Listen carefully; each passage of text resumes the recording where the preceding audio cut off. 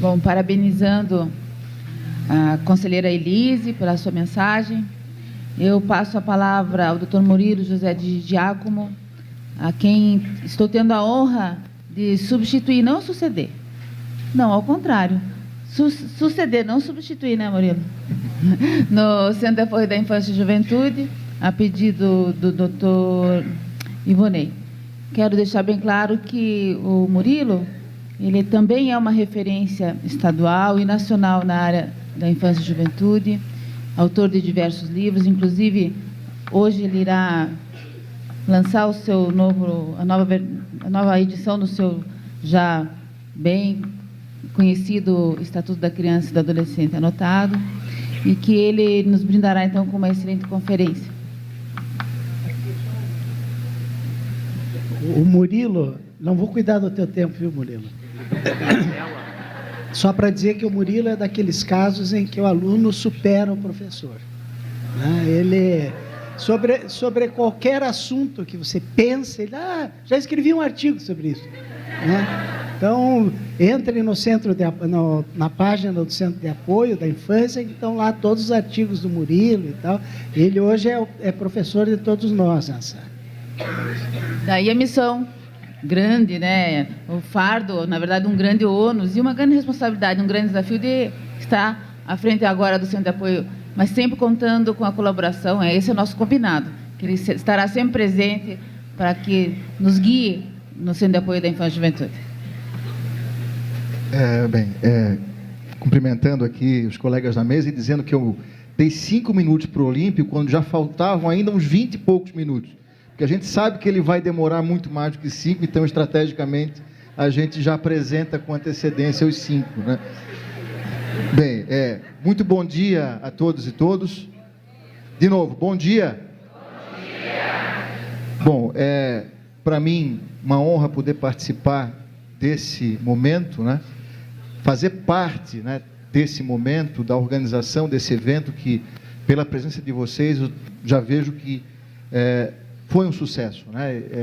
Aquilo que nós vamos produzir ao longo desse dia e no período da tarde, ele será um período de produção, porque a ideia é justamente que esse evento ele extraia enunciados, encaminhamentos, moções, enfim, aquilo que vai realmente permitir que nós possamos avançar um pouco mais em matéria de infância e juventude. Mas esse momento, até com esse apanhado histórico, né, essa visão, inclusive, da situação que nós temos hoje, envolvendo um órgão relevantíssimo para o sistema de garantias, que é o Conselho Tutelar, ele mostra que realmente nós estamos, o evento ele vai atingir os seus objetivos, já atingiu os seus objetivos. E com a falta, né, de um dos palestrantes, eu me permito, então, abordar, né, distintamente e simultaneamente 2 temas, ficar com o tempo dele também, né, evidentemente. Não, a ideia não é essa, inclusive, ao final, podemos ceder a palavra para os demais componentes da mesa para complementarem aquilo que eu vou falar, mas eu queria fazer um mix das 2 falas, né? Uma delas, a anterior, seria os avanços e desafios, aliás, desde o primeiro ano do Estatuto já se fala, né? 1 ano de Estatuto, avanços e desafios, 10 anos, 15, 27 anos, avanços e desafios, e a questão dos planos de atendimento socioeducativo. Aliás, plano de atendimento de direitos humanos da criança e adolescente em geral. Queria, né, mostrar, alguns já conhecem esse desenho, que é o que retrata o que deveria ser o sistema de garantia dos direitos da criança e adolescente. E eu até já aproveito, né, para fazer menção a uma lei recente, aprovada agora em abril, a Lei 13431, até fácil de memorizar, né, 13431, de 2017, que estabelece um outro sistema de garantia, o Sistema de Garantia de Atendimento à Criança e ao Adolescente Vítima ou Testemunha de Violência, que é uma lei que ela está no período de vacância, ela vai demorar 1 ano para entrar em vigor, vai entrar em vigor no dia 5 de abril de 2018, mas que nós também precisamos nos debruçar sobre ela, inclusive, né, ela não foi tratada nesse evento em particular, porque nós queremos fazer um evento específico sobre ela, porque ela merece ser abordada de maneira específica, mas antes mesmo desse evento, é importante que todos já tomem conhecimento da sistemática que ela prevê para o atendimento de criança e adolescente vítima de violência, nas suas diversas formas, e ela relaciona 4 grandes categorias de violência contra a criança: a física, a sexual, a psicológica, e dentre elas também relaciona a violência institucional, que é aquela praticada justamente pelos órgãos, pelos agentes que deveriam atuar no sentido da proteção à criança e adolescente, mas por conta de uma atuação desarticulada, uma atuação desqualificada, uma atuação atabalhoada, precipitada, acabam também contribuindo para a violação do direito de criança e adolescente. Então é muito interessante essa lei, que ela cria um sistema dentro de um sistema, né? Ela cria um sistema de atendimento a vítimas de violência dentro de um sistema de garantia dos direitos da criança e do adolescente, que é um sistema mais abrangente. E talvez o nosso primeiro desafio, nesses 27 anos do Estatuto, seja ainda, apesar de 27 anos do Estatuto, superar essa concepção de atendimento, que inclusive foi bem mencionada pelo Dr. Olímpio na fala anterior. Porque esse modelo, embora tenha sido abolido pela lei, ainda está muito presente na cabeça e no cotidiano, na prática de muita gente. Nós ainda, quando nos deparamos com uma situação que envolve violação do direito de criança, nós ainda pensamos, especialmente quando é uma violação que nós entendemos que é grave, nós já sempre pensamos em encaminhar aquele caso ao Poder Judiciário, nós sempre pensamos em afastar a criança da família e colocar a criança numa instituição. E se nós pegarmos não apenas o Estatuto, mas outras tantas leis que o sucederam, inclusive essa lei 13.431, ela preconiza justamente o contrário, que nós precisamos não ter essa preocupação em pura e simplesmente punir o autor da violação, mas sim proteger a criança, e proteger a criança não da forma que nós achamos que é o melhor para ela, mas da forma que ela própria entende o que é o melhor para si. E a própria lei que fala da violência contra a criança, ela prevê a escuta obrigatória, como, aliás, o Estatuto já previa, aliás, como a Convenção da ONU dos Direitos da Criança, que inspirou o 227 da Constituição, já previam também, para que nós possamos ouvir a criança, para que nós possamos dar voz a ela e procurar, claro, sempre o quanto possível, atender os seus interesses. Porque muitas vezes o que nós vemos acontecer é, nós, no nosso afã de proteger a criança, nosso afã de fazer o que nós achamos que é o melhor para ela, nós acabamos violando um outro direito dessa criança, ao começar por não ouvi-la, por não entender que tipo de proteção, afinal de contas, ela espera de nós. Porque muitas vezes a proteção que nós oferecemos a ela, que nós proporcionamos a ela, não é a proteção que ela quer, e essa proteção, sem ser bem pensada e sem procurar atender o interesse da criança, acaba também servindo como instrumento de violação. Porque enquanto a criança não se sentir ela de fato protegida pela nossa intervenção, enquanto ela achar que nós, ao invés de a estarmos protegendo, a estarmos privando de um direito, especialmente o direito à convivência familiar, nós, na verdade, concretamente, na prática, não estaremos protegendo, pelo menos não estaremos protegendo como deveríamos proteger, de forma integral, plena, como é a promessa do artigo 1º do Estatuto da Criança e do Adolescente. E o nosso desafio, portanto, é superar esse modelo, que era centralizado no Poder Judiciário, que dependia do Judiciário para tudo, e que tinha como grande solução para tudo a institucionalização, o afastamento da criança do convívio familiar e a sua inserção numa entidade de acolhimento, ou, se tivesse sorte, né, numa família substituta. E aí, passar para esse modelo, que é um modelo, não é do ano passado, não é de 5 anos atrás, é de 27 anos atrás, ele foi concebido pelo Estatuto da Criança e do Adolescente, que pressupõe não mais apenas o atendimento à criança e ao adolescente, mas sim o atendimento à família dessa criança e adolescente. Claro que aqui, né, já nesse desenho, às vezes a pessoa, modelinho de família doriana, aquela família, seja qual for o arranjo familiar, ela está aqui contemplada, e não só o Estatuto da Criança e Adolescente, não só a LOAS, não só outras tantas leis, como outra lei recente, que nós também temos que nos debruçar sobre ela, que é a Lei 13.257, que estabelece o marco legal da primeira infância e prevê políticas públicas para a primeira infância, mas que também, em linhas gerais, se aplicam a outras faixas etárias, preconizam um atendimento prioritário, um atendimento à família, tal qual previsto no artigo 226 da Constituição. Quando a gente fala em criança, a gente sempre lembra do 227, mas a Constituição, antes de falar em criança e adolescente, falou da família, dizendo que a família é a base da sociedade e, como tal, ela tem especial proteção por parte do Estado. E como perguntou o doutor Olímpio, até que ponto nós estamos proporcionando às famílias a proteção especial, integral, que essas famílias, elas de fato merecem e precisam de nós? E como estamos proporcionando ou oferecendo, às vezes formalmente, a essas famílias a proteção? Será que a proteção que nós estamos oferecendo é a proteção que elas querem receber? Será que quando nós abordamos uma família, nós estamos sabendo como abordar para que a família também se sinta protegida, contemplada com a nossa intervenção e não perseguida e não invadida na sua intimidade, na sua privacidade, inclusive de respeito às relações familiares? E aí é fundamental que nós tenhamos profissionais realmente qualificados para realizar as abordagens e intervenções que não podem ser feitas de qualquer jeito e nem por qualquer um.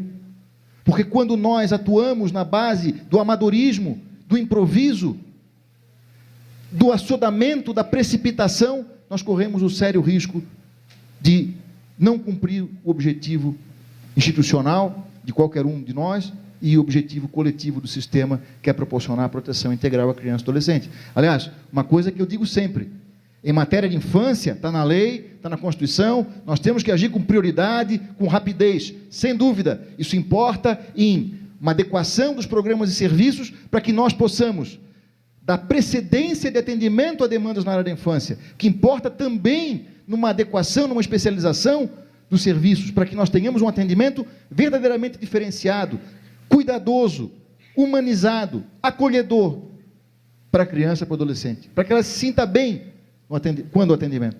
Mas o fato de a lei e a Constituição exigirem de nós prioridade não nos dá carta branca para que nós atuemos de forma precipitada, assodada, irresponsável, sem realizar um adequado diagnóstico, uma avaliação técnica, interprofissional, para que nós possamos entender o contexto em que aquela suposta violação aconteceu e, a partir daí, escutando a criança, escutando o adolescente, a família, procurando entender que tipo de proteção elas esperam de nós, proporcionar essa proteção a elas.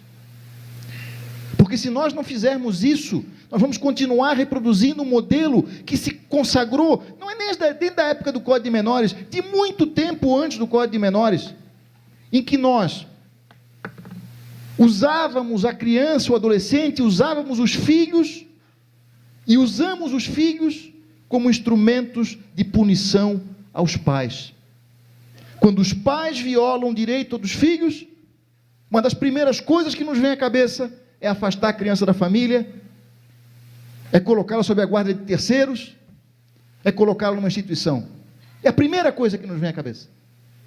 E me corrija se eu estou errado. E nós vemos acontecer todo dia, muitas vezes promovido pelo próprio Conselho Tutelar, e aí uma crítica à atuação do Conselho Tutelar quando faz isso, porque o Conselho Tutelar não tem atribuição para afastar a criança da família, não tem essa atribuição, e o próprio sistema de justiça, quando consagra isso, e transforma a criança como um instrumento de punição aos pais, e usa o afastamento do convívio familiar, instituição de guarda, inversão de guarda, acolhimento, como pena aos pais, esquecendo que isso não apenas viola uma série de direitos da criança e do adolescente, especialmente quando é feito sem ouvir a criança, sem procurar saber se ela de fato quer isso de nós, se ela tem ou não tem afeto àqueles familiares.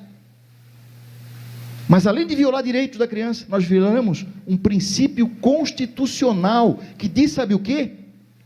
Que a pena não pode passar da pessoa do condenado.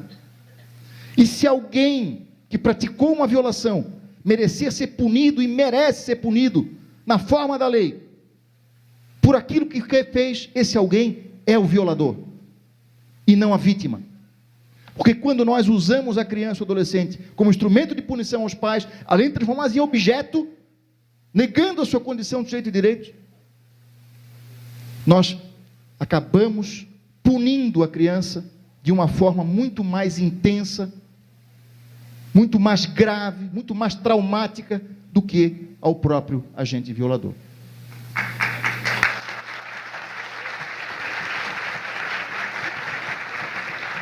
E a própria Lei 13.431, repito, agora, 4 de abril de 2017, reafirmando aquilo que já dizia o Estatuto, que foi reforçado pela Lei 12.010, que foi reforçado pela Lei 13.257, esse marco legal da primeira infância, reafirma essa noção de que o quanto possível se deve procurar preservar a integridade familiar e manter a criança na família.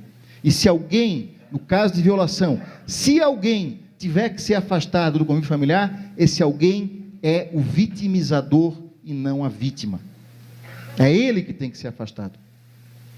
E se nós não tivermos elementos suficientes para afastar o vitimizador, nós também temos que entender que não temos elementos suficientes para afastar a vítima. E se nós suspeitarmos de algo, o que nós temos que fazer é acompanhar, monitorar, apoiar a família.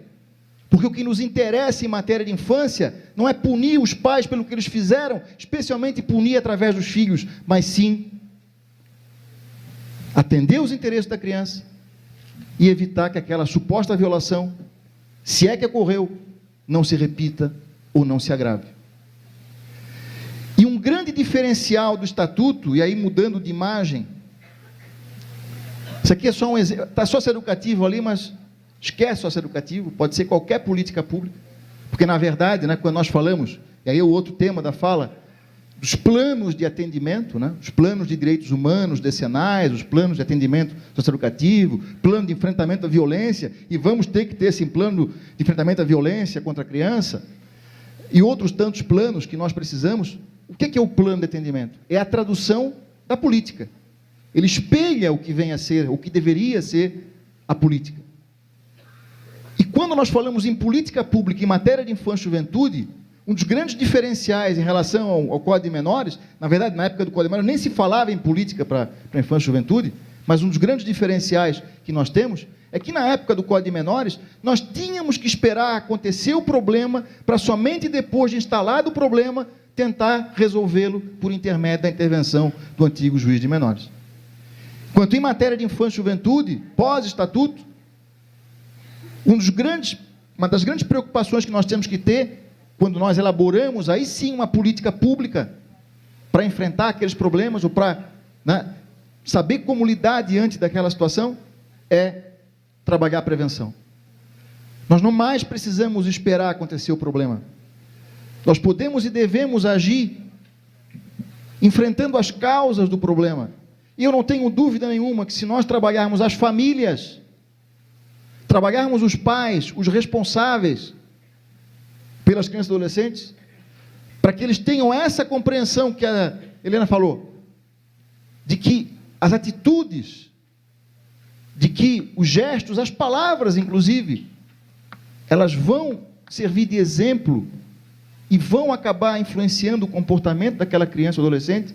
Se nós não trabalharmos as famílias, vamos ter problemas para frente.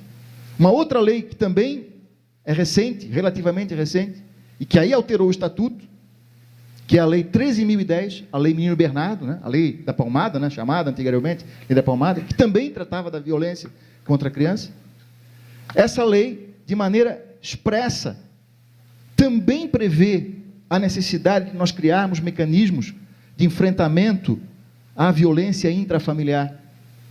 Também prevê expressamente a necessidade de nós criarmos mecanismos, programas, serviços, que permitam encaminhar aqueles pais ou responsáveis, ou até outras pessoas que lidam com criança e adolescente, que usam de tratamento cruel, degradante, né, tem um comportamento tido como inadequado, para cursos ou programas de orientação, para que nós possamos mostrar para eles, primeiro que eles não podem fazer isso, e até talvez eles saibam que não podem, mas eles não sabem a alternativa. Então, se eu não posso fazer dessa forma, de que forma eu devo proceder em relação àquela criança, para educar, para corrigir, para fazer com que ela não se desvie, como se costuma dizer por aí.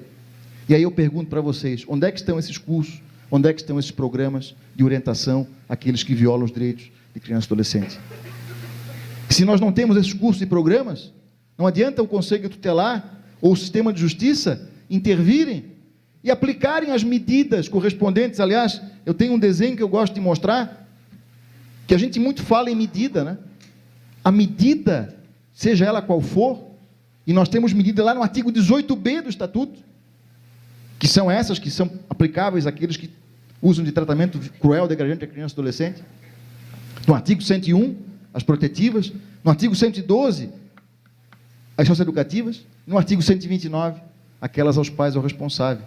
E não por acaso se previu medidas aos pais ou responsável, porque a ideia é justamente trabalhar a proteção, a socioeducação em paralelo com a família, ou seja, a família também sendo implicada, a família também sendo trabalhada, para que ela possa dar sua contribuição para resolver o problema e não ser parte dele.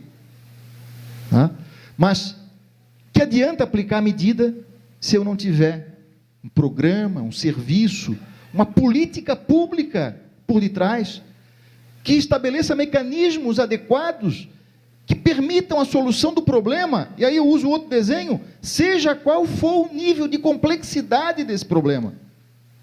Porque o que nós temos visto muitas vezes acontecer é, diante de uma situação de violação de direito qualquer, que nós esperamos acontecer, não atuamos na prevenção, como deveríamos, logo se pensa, não, vou encaminhar para o Conselho Tutelar, ou vou encaminhar para o Judiciário, né, como na época do Código de Menores.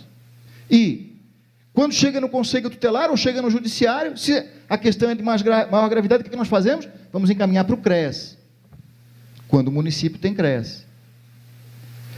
Nada contra o CREAS, nada contra profissionais que atuam na assistência social, mas a política da criança e adolescente não é um apêndice da política da assistência social. A política da criança e adolescente, ela é eminentemente intersetorial.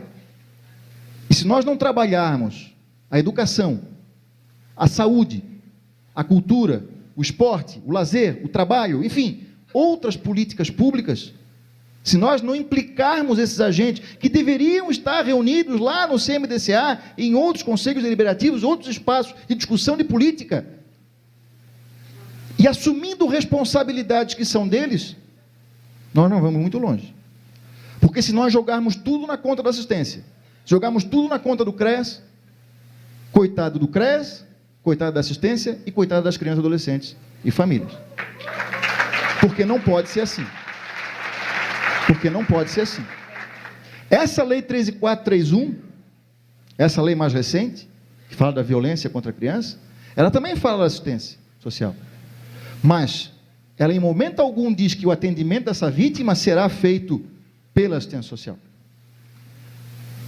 Sinalizando claramente que o que se quer é a criação de um espaço adequado, de um espaço próprio para que nós possamos atender, ouvir essa vítima. Não que ela não possa ser atendida pela assistência social, pode, mas vai ser atendida dentro da lógica da assistência. Qual é a lógica da assistência? É atender a quem necessita. Se houver a identificação, no diagnóstico da situação, que aquela demanda é uma demanda também de assistência social, nós encaminharemos para a assistência.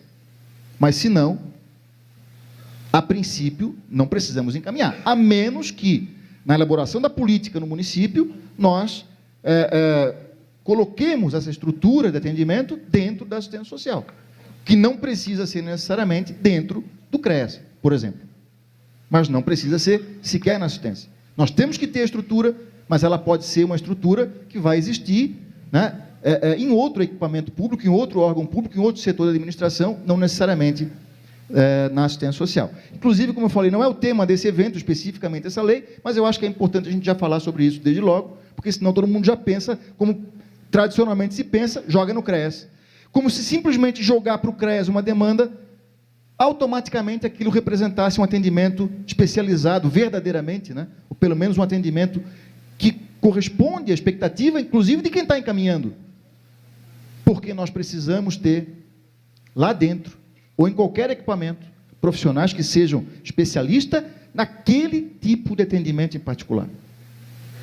Porque se não houver essa especialização, dentro da especialização, nós acabamos correndo risco.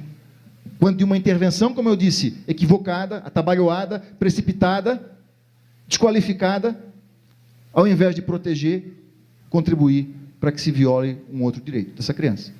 E a Lei 13.431 prevê que é direito da criança ou adolescente vítima serem atendidos por profissionais qualificados, especializados. Sejam eles quais forem, estejam onde estiverem, inclusive dentro do CRES, mas não apenas dentro do CRES. Então eu trago isso como informação genérica, né? Mas enfim, vamos falar sobre essa lei melhor num outro evento. Mas eu faço essa distinção. Uma coisa é o atendimento que cabe ao poder público prestar à criança, ao adolescente, à família. Lembrando que nós não podemos jamais virar as costas para a família.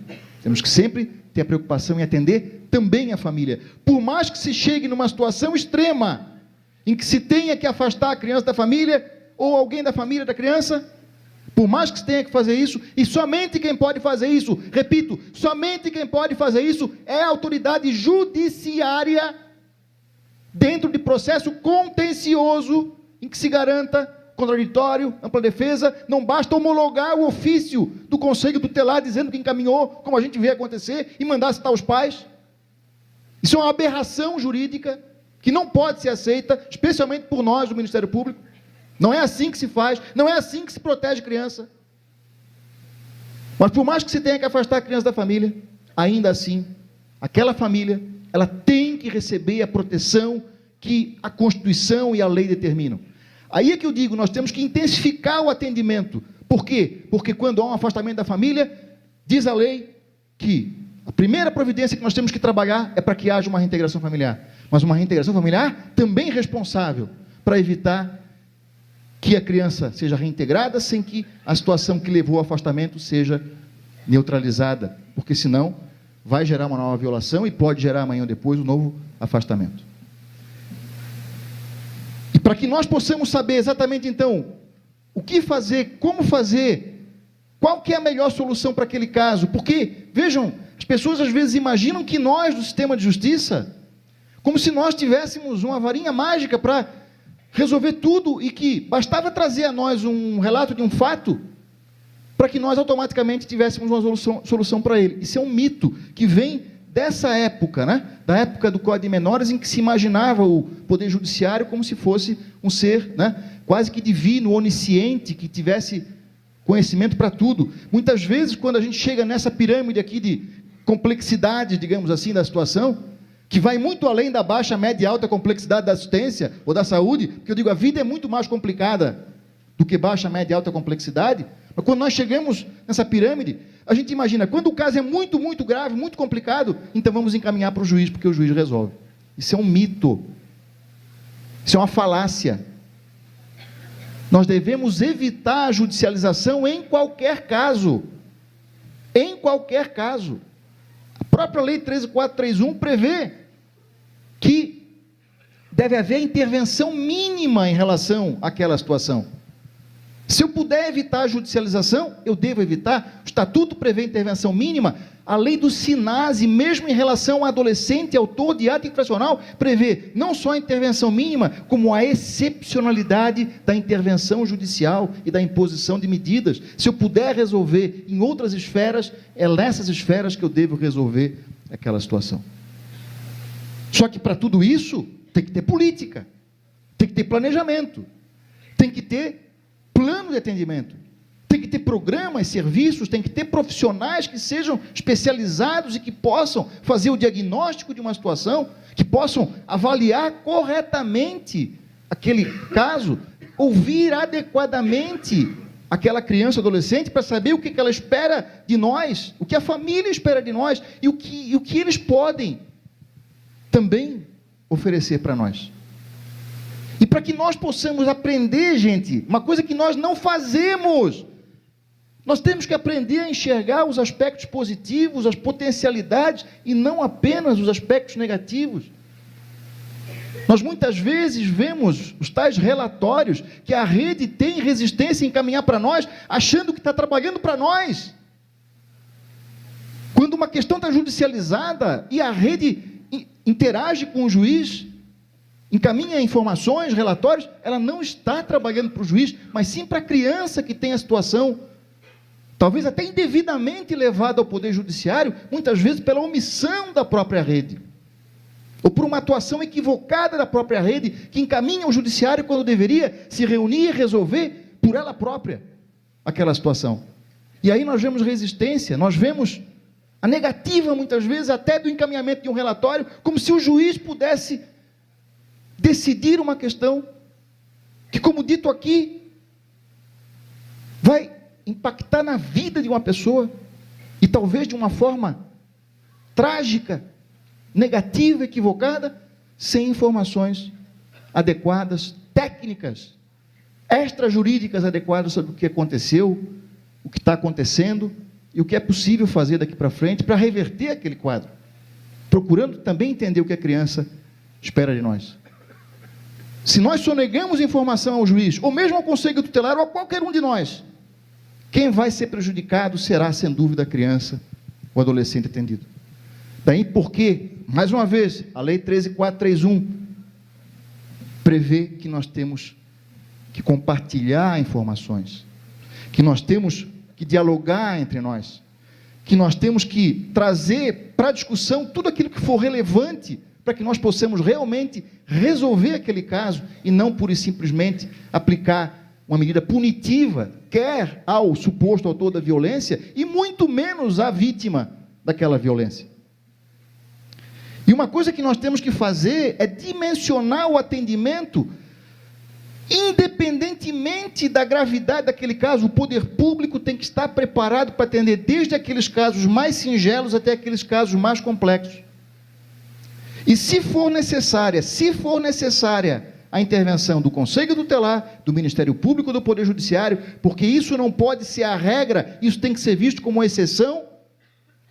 Toda vez que um caso for encaminhado a qualquer um dos três, nós temos que justificar adequadamente e prestar a eles todas as informações necessárias para que eles possam cumprir o papel que lhes cabe. Aliás, inclusive, subsidiando a eles e dizendo o que é que nós queremos que vocês façam. No caso, de uma violação grave de direitos em que nós entendamos que é necessário um afastamento do agressor ou um afastamento da vítima, nós temos não só que fornecer todos os subsídios técnicos necessários para que o Ministério Público possa ingressar com a ação, como nós temos, inclusive, que, quando demandamos o Ministério Público, colocar no papel. Nós queremos que o Ministério Público intervenha para isso. Porque uma coisa que nós temos visto, e os colegas aqui presentes, eu vi que tem vários, me corrija se eu estou errado, é que muitas vezes, sim, o colega recebe um relatório, entre aspas, às vezes um relatório do Conselho Tutelar, e o Conselho Tutelar, embora até possa informar, mas não é um órgão técnico, o Conselho Tutelar é um órgão político, não é político partidário, fazer oposição ao prefeito, não é isso, mas é um órgão político. Ele tem que trabalhar no sentido da criação da rede, fortalecimento da rede, cobrança junto ao poder público de política pública, de programa. Foi mencionado pelo Lorena, tem que pautar o Conselho de Direitos da Criança e Adolescente, não é ficar passivamente esperando que venha uma deliberação do Conselho, não, é o Conselho Tutelar pautando o Conselho de Direitos. Eu até costumo dizer, o conselheiro tutelar, ele tem que adotar, entre aspas, um conselheiro de direitos, ou mais de um, para que possa ter uma interlocução permanente com ele, que possa, inclusive, se for o caso, pegar na mão e levar para a reunião, se reunir antes com ele para discutir estratégia para que nós possamos levar os temas relevantes que impactam na vida das crianças do município no plano coletivo para discussão no Conselho de Direitos. Ou, não só o Conselho de Direitos, às vezes eu digo, a gente só trabalha, só pensa no Conselho de Direitos, mas o Conselho Tutelar tem que também interagir com o Conselho da Assistência Social, com o Conselho de Educação, com o Conselho de Saúde, com o Conselho de Segurança Pública, e muitas vezes, inclusive, pautar e provocar reuniões conjuntas entre aqueles conselhos que têm corresponsabilidade pela política. A política é uma só. Não vai ter uma política deliberada pelo Conselho da Criança e outra pelo Conselho da Assistência. E aí os conselhos têm que se reunir periodicamente, não é só uma reunião por mês do Conselho de Direitos, pelo amor de Deus. Talvez daqui a 20 anos, doutor Lemos, 27 anos talvez, daqui a 27 anos, nós possamos nos dar o luxo de fazer uma reunião mensal dos nossos Conselhos de Direitos. Mas enquanto nós tivermos os problemas que nós temos, as deficiências que nós temos na estrutura de atendimento à criança e adolescente, enquanto nós não conseguirmos atingir a proteção integral à criança e adolescente, nós não podemos nos dar o luxo de fazer isso. Vamos ter que nos reunir com mais frequência. Precisamos de uma dedicação maior dos integrantes desses conselhos. E precisamos que o Conselho Tutelar que é eleito para isso, seja aquele órgão que vai cobrar do Conselho de Direitos, que vai cobrar de outras autoridades públicas que façam o seu papel dentro do sistema de garantia dos direitos. A começar pela deliberação da política, pela aprovação do plano, e por fazer com que, olha na tomada lá, fazer com que o plano de atendimento à criança e adolescente, ele seja contemplado no orçamento público. Porque senão nós vamos elaborar um plano maravilhoso, que nada vai ser além de uma carta de intenções, que não vai ter condição de resolver absolutamente coisa alguma. Porque nós precisamos, não apenas da boa vontade, de um gesto, né, simpático, né, que muitas vezes nós vemos de alguns gestores, a política. Nós precisamos de ações concretas. E lembrando que nós não queremos favor, nós queremos que se cumpra a lei, que se cumpra a Constituição Federal e que se priorize a criança e adolescente, inclusive no orçamento público. Só que não adianta nós fazermos esse discurso se nós também não fazemos a cobrança junto aos órgãos competentes para que eles coloquem lá no orçamento aquilo que eles devem colocar. O Trolípio falou, tem decisões de tribunais superiores que dizem, deliberações de Conselho de Direitos da Criança vinculam o gestor, os planos de atendimento à criança e adolescente aprovados pelos conselhos são aprovados por deliberação, por resolução. São planos decenais são 10 anos, 2 mandatos e meio de prefeito, de governador, de presidente. E justamente eles têm essa dimensão decenal para que, uma vez aprovados, eles sejam cumpridos, porque a política, ela não pode depender do governante de plantão. A política que o Conselho de Direitos delibera, provocada pelo Conselho Tutelar, pela sociedade que integra e deveria integrar o Conselho, ela tem que ser uma política de Estado, lato sensu, né? Não é Estado do Paraná, é Estado lato sensu, que ela vai sobreviver aos mandatos dos governantes, sejam eles quais forem, seja a qual partido eles pertençam. Mas se nós não fizermos a lição de casa, se nós não levarmos ao Conselho de Direitos e aos conselhos setoriais as provocações, os dados quantitativos, qualitativos a respeito da política, da execução ou da não execução da política, se nós não mostrarmos onde é que está faltando, onde é que estão faltando as engrenagens, onde é que nesse outro desenho as portas estão fechadas à criança, adolescente e à família, quando deveriam estar abertas, não é abertas ao conselho tutelar, não é abertas ao promotor, não é abertas ao juiz, é abertas ao cidadão, é abertas a quem precisa. Não adianta elaborar plano, não adianta fazer evento na área da infância. Beijar a criancinha na eleição, muito menos, né? Que eu chamo isso de beijo de Judas, né? Que é uma trairagem, né? Quando você beija a criança na eleição e você não prioriza a criança no orçamento. Agora, somos nós que estamos aqui hoje, e outros tantos que deveriam estar aqui também, mas especialmente nós, e eu digo nós temos que ser os multiplicadores, porque se estamos aqui é porque nós estamos mostrando que temos compromisso com a causa da infância. Mas somos nós que temos que pautar isso lá nos conselhos, somos nós que temos que levar isso às câmaras municipais, somos nós que temos que levar isso ao executivo, para fazer com que eles, como eu disse, não nos prestem um favor, ninguém quer favor, eles pura e simplesmente cumpram a lei e cumpram a Constituição Federal, e priorizem a criança e adolescente nas suas ações e no seu orçamento. Só voltando aqui a esse desenho, uma coisa que eu digo sempre, a política de atendimento, de um lado, ela não pode se resumir a uma única ação. E nós vemos a política da criança hoje, especialmente para determinadas ações, determinadas intervenções, sendo reduzida ao mero apêndice, como eu falei, da assistência social, e o atendimento acaba sendo centrado exclusivamente nos CREAS. Nada contra os CREAS, nada contra a assistência social, mas não é para ser assim, porque senão nós não vamos conseguir avançar. Nós precisamos fazer, repito, com que os outros órgãos que são corresponsáveis cumpram o seu papel, inclusive na prevenção, e quando se fala a violência, aí não contra a criança, mas praticada contra a criança, mas até na violência em geral, até mesmo contra a criança, um órgão que tem um papel fundamental, preponderante, que nós muitas vezes não vemos colaborar, como deveria colaborar com o sistema, é a educação. Nós vemos uma educação, escolas, porque a educação vai além da escola. Também isso é importante dizer, né? A educação vai muito além da escola. Mas nós vemos escolas preocupadas não com a inclusão, mas sim com a exclusão. Nós vemos uma atitude repressiva por parte de professores e diretores, quando deveria ser uma atitude pedagógica. Nós vemos a polícia sendo chamada, conselho tutelar sendo chamado, questões sendo judicializadas pela escola, quando poderiam e deveriam ser resolvidos, se não pela escola, mas pela educação. Como eu falei, a educação vai além da escola. E aí nós temos que, dentro da política de educação, também ir além da escola e criar mecanismos que permitam, claro, antes de mais nada, a formação dos professores, diretores, profissionais da educação, para que eles saibam como lidar com as situações de violência, muitas vezes provocadas pelos próprios alunos. Afinal de contas, eles são os adultos da relação, eles não podem reagir de uma forma desproporcional. Aliás, se tem uma lei que funciona 100% com criança ou adolescente, ou com qualquer um, é a terceira lei de Newton. Que lei é essa?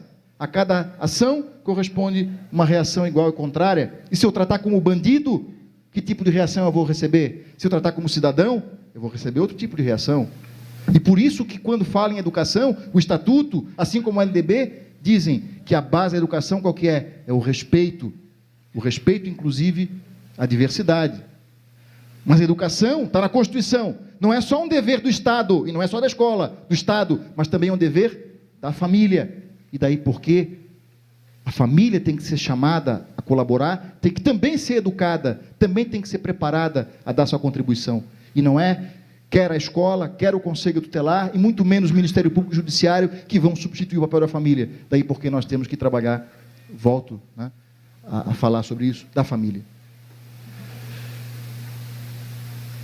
O atendimento que tem que ser prestado dentro de uma política pública, seja ela qual for, mas especialmente em matéria de infância, ele tem que ir além da medida. Porque ele não está vinculado ou condicionado à aplicação dessa ou daquela medida. Especialmente no que diz respeito à proteção. Tanto a criança, ao adolescente, quanto a família. E nós temos que nos preocupar, se não já com a prevenção, aliás, temos que nos preocupar com a prevenção, mas diante de uma situação de violação qualquer, ou de suposta violação qualquer, nós temos que começar a atender desde sempre, independentemente de qualquer encaminhamento a qualquer autoridade, para tomar qualquer medida, entre aspas, porque a medida, ela é efêmera, ela tem começo, meio e fim. O atendimento, ele pode se estender por muito tempo, e para muito além da medida. O dever de agir do poder público para com o atendimento à criança e adolescente, ele não começa com a aplicação de uma medida e não se encerra com a eventual extinção da medida. Isso vale especialmente em matéria de socioeducação, em que muitas vezes se espera que o juiz tome uma atitude, quando, na verdade, se poderia e deveria agir muito antes, para que aquela criança ou adolescente, né, especialmente aí no caso um adolescente, embora crianças também pratiquem ato infracional e também tenham que ser atendidas, embora não estejam sujeitas a medidas socioeducativas, e atendidas não só pelo Conselho Tutelar, como nós vemos acontecer, não é verdade? Muitas vezes a criança é infratora, chama o Conselho Tutelar. Eu já vi situações absurdas em que a polícia militar, porque faltou diálogo, porque faltou saber até qual é o papel do Conselho Tutelar, não só encaminhou a criança para o Conselho Tutelar, mas encaminhou produto de furto, encaminhou droga apreendida com a criança, para que o Conselho então desse conta daquela situação. Quando não é isso que prevê a lei, né? Porque, na verdade, cabe à polícia investigar não só o ato, né, atribuído à criança, como se eventualmente tem alguém por trás, né? Porque se a criança estava com a droga na mão, quem forneceu a droga a ela? Se estava com a arma na mão, quem forneceu a droga a ela, a arma a ela? Isso por si só caracteriza um crime, né? E se furtou, muitas vezes furtou a mando de alguém ou tendo alguém como receptador, e nós temos que apurar isso, e aí temos que ouvir a criança, lá na forma da Lei 13.431, como vítima, e temos que ouvir a criança como testemunha, se for o caso, também da violência, que muitas vezes é até por ela própria praticada. Porque ela reproduz aquela conduta que ela viu em casa. Aliás, interessante que a Lei 13.431, dentre as formas de violência que são relacionadas, está lá a violência psicológica, e a violência psicológica, ela também tem subcategorias, e uma delas é o bullying, que é muito presente nas escolas, e outra delas é aquela violência que é testemunhada pela criança no âmbito das relações familiares. Quer dizer, não é a criança, ela que é vítima da violência, mas alguém próximo a ela, que reside com ela, e ela testemunha essa violência praticada contra a mãe, ou contra uma avó doente, enfim, contra qualquer pessoa que reside com ela. Isso tem que ser objeto de intervenção. Não meramente punitiva ao autor da violência. E repito, não estou dizendo para não punir, ele deve ser punido pelo que ele fez, mas deve ser punido aonde? Na esfera penal, lá através de um processo criminal. Lá é lugar de punir o autor da violência, e não na vara da infância, e muito menos através da perda da guarda, através do seu filho, fazendo dele, né, um instrumento de punição. Isso não pode acontecer. Não podemos permitir que isso aconteça. E isso vai demandar todo um planejamento de ações, todo um combinado, porque política pública nada mais é do que um grande combinado que vamos ter que estabelecer entre todos nós, para definir exatamente qual é o papel de cada um, qual é a porta que nós vamos bater diante daquela situação, para que nós possamos saber a quem recorrer. E uma coisa que eu chamo a atenção, quando se fala em rede de proteção, quando se fala, né, em fluxo, né, em protocolo, muitas vezes nós imaginamos isso como sendo assim: ah não, eu vou saber para quem que eu vou empurrar o abacaxi, para quem que eu vou jogar o problema. Não é essa a ideia de trabalho em rede, é a quem eu vou estender a mão para que esse alguém me ajude a resolver aquele problema, porque o problema não é daquele, não é do outro. Eu já participei de alguns eventos, e uma vez aí no debate, aí até de forma, né, sem querer, mas aí alguém perguntando, fazendo uma pergunta, aí se dirigiu a alguém que atuava no CREAS, e aí disse: ó, isso é um problema de vocês lá, né, isso é uma dilação de vocês lá. Não é do CREAS, ou não é apenas do CREAS, é nosso, porque muitas vezes até foi a partir da nossa omissão, da nossa falta de previsão, de planejamento, de uma atuação preventiva, que nós permitimos que a situação chegasse onde chegou.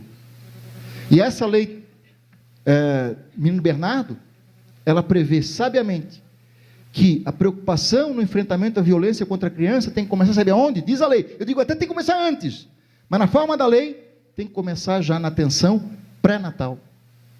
Quer dizer, não é, veja, a mãe não fez nada contra o filho ainda, nem nasceu a criança, mas eu já tenho que me preocupar em orientar os pais, eu já tenho que dar mecanismos, apoio, suporte, para que a família cumpra o seu papel, e não venha amanhã ou depois alguém aqui dizer que a família é omissa, e porque a família é omissa, então o Estado vai se arvorar no direito, né, ou num dever, às vezes quase que messiânico, né, de querer então substituir para a família.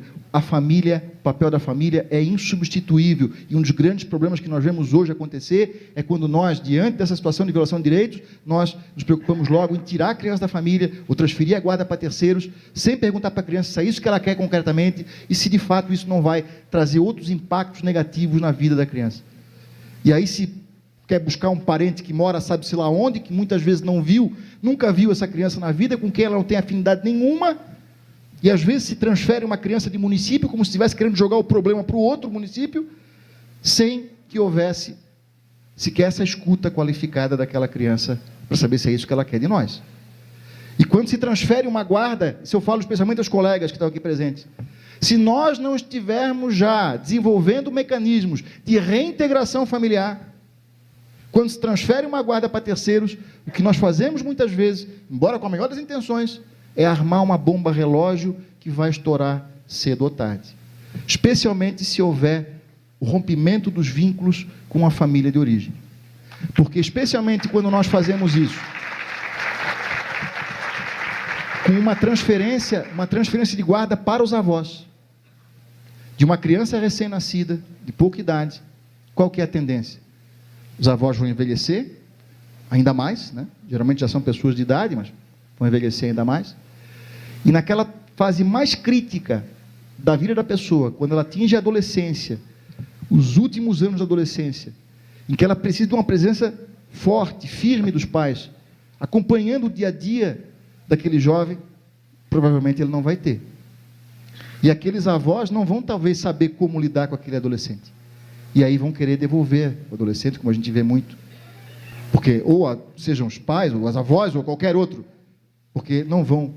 Enquanto a criancinha, todo mundo quer. Quando é adolescente, quando começa a dar problema, normal, né, doutor Olímpio, que é o adolescente que não apresenta problema, aí ele tem um problema, aí sim ele tem um problema, porque é normal na adolescência que surja algum problema, e por isso que eu digo, nós temos que aprender a enxergar além do problema, mas sim nas potencialidades, nos aspectos positivos, e aí vamos ter dificuldade de fazer uma reintegração familiar, se o vínculo foi rompido, se já houve o pai e a mãe já têm uma nova família, já não tem mais contato nenhum com aquele filho, e aí isso é difícil resgatar. Então é muito importante, portanto, né, que nós, primeiro, evitemos banalizar o afastamento da criança da família. Isso não pode ser de modo algum banalizado. Nós temos que realmente usar essa providência em último recurso, como último recurso, mas não porque nós achamos que é o melhor para aquela criança, mas sim porque, a partir de uma escuta qualificada, a partir do entendimento daquela situação, nós, rede, chegamos à conclusão que a própria criança, às vezes, o Bernardo, né, o menino Bernardo pediu, me tira daqui, eu não quero mais ficar com meu pai, e nós não ouvimos. E nós não ouvimos o Bernardo quando pediu para sair, e nós não ouvimos milhares e milhares de crianças quando pedem para ficar. Porque apesar do que aconteceu com ela lá, talvez seja uma violência maior contra ela, tirá-la do convívio familiar e caminhá-la para um equipamento, né, público, privado, para uma outra família, às vezes em um outro município, em que ela vai perder a escola, ela vai ser transferida de escola, vai perder todo o ciclo de amizades, que ela vai, enfim, isso pode ser uma violência muito maior do que a violência original que ela sofreu. Então eu trago isso como reflexão. E isso tem que ser devidamente considerado por todos que atuam na área, inclusive pelo sistema de justiça, mas não só pelo sistema de justiça, especialmente pela rede de proteção, porque a rede de proteção tem que aprender a enxergar isso e tem que, primeiro, evitar de nos acionar de forma também banal. Porque a judicialização, ela também não pode ser banalizada. Aquilo que é proteção pura, não é proteção que também é violação. Quando há um afastamento da família, isso também é uma violação. Tem que ser visto como violação. Pode ser necessária, no caso concreto, mas é uma violação e a proteção integral não será alcançada quando houver o afastamento. Porque automaticamente estará se privando de um direito, que é o direito à convivência familiar. Mas aquilo que é proteção pura, que não representa violação de outro direito, o poder público tem que oferecer espontânea, prioritariamente, a todos, independentemente da intervenção do Ministério Público, do Judiciário, ou mesmo do Conselho Tutelar. E mesmo judicializada uma questão, nós temos que continuar atendendo aquela criança, aquele adolescente, aquela família, e não assumir um papel passivo diante de uma situação judicializada, como nós vemos acontecer muitas vezes. Se judicializa a questão e toda a rede cruza os braços, esperando que o juiz decida, e como eu disse, às vezes reclama quando o juiz pede informações à própria rede sobre como proceder naquele caso.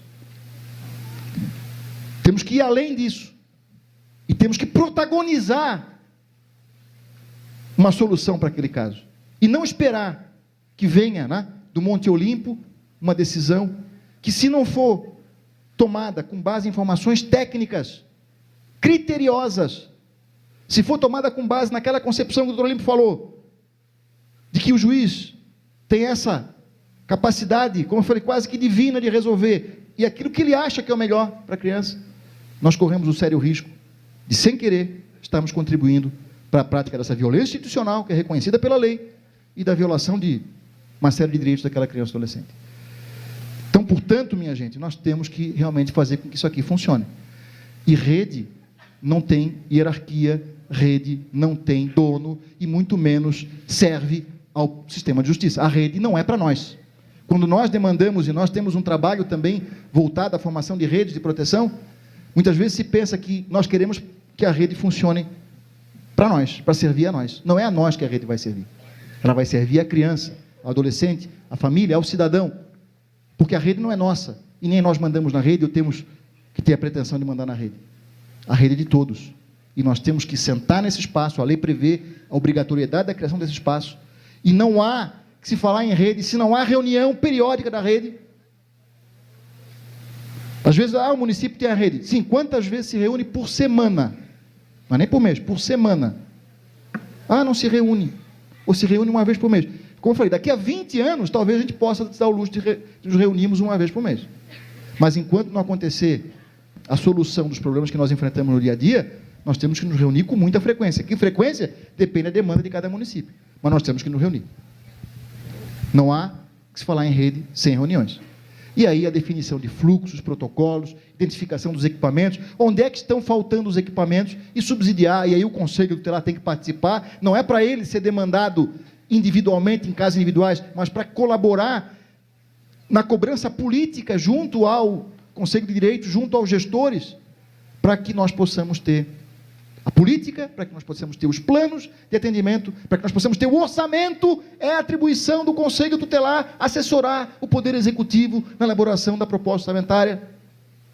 É a atribuição a mais importante. E nem vou perguntar aqui quantos conselhos fazem isso, porque muitas vezes nós não vemos o Conselho Tutelar exercer esse papel, ou quando faz de forma inadequada, manda um ofício, como se isso bastasse.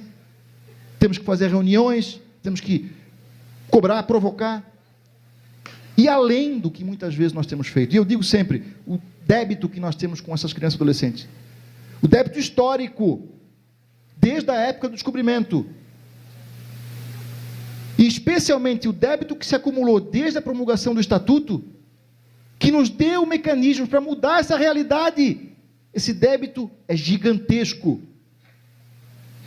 E para que nós saldemos esse débito, nós temos que ir muito além do que nós temos feito. Por mais que vocês se esforcem, eu digo para vocês, é pouco. E nós temos que ir além. Agora, nós não podemos fazer isso sozinhos. E aí é fundamental que nós possamos trazer cada vez mais atores para essa rede. Porque nós temos que ter capilaridade. Nós temos que ter a participação das comunidades. Está lá na lei, é dever da família, da comunidade, da sociedade em geral e do poder público. E nós deixamos muitas vezes de lado a comunidade, não envolvemos a comunidade, e aí a comunidade acaba se colocando, inclusive, contra nós, contra a causa da infância, quando deveria fazer o contrário, deveria participar, colaborar. Mas quantos de nós estão abrindo espaço para essa colaboração? E de que forma isso está sendo feito? Temos que pensar também sobre isso. Por isso o desafio é enorme. Mas eu não quero trazer para vocês também só desesperança, muito pelo contrário. Nós estamos aqui porque nós temos a esperança de mudar.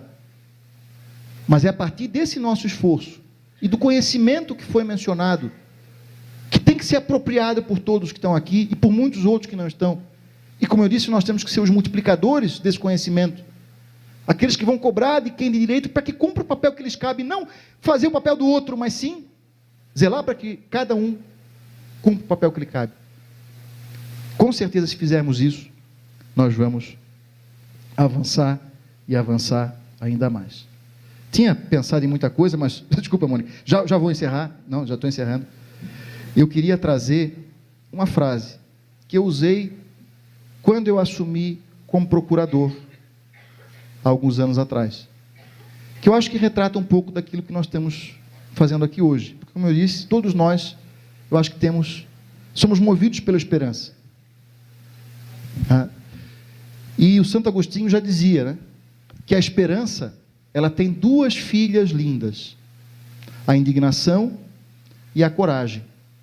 A indignação nos faz não aceitar as coisas como elas são, e a coragem nos faz lutar para transformá-las, e nós todos temos que agir dessa forma. Nós somos agentes de transformação, não podemos aceitar as coisas como elas são. E por isso que, complementando a frase de Santo Agostinho, eu digo, tenhamos todos nós a coragem de lutar contra as coisas que nos deixam indignados, na esperança de transformar a realidade em que nós vivemos, em que vivem milhares, milhões de crianças e adolescentes no Brasil inteiro, e construir um Paraná, um Brasil, um mundo melhor para as nossas crianças e adolescentes. Obrigado pela atenção.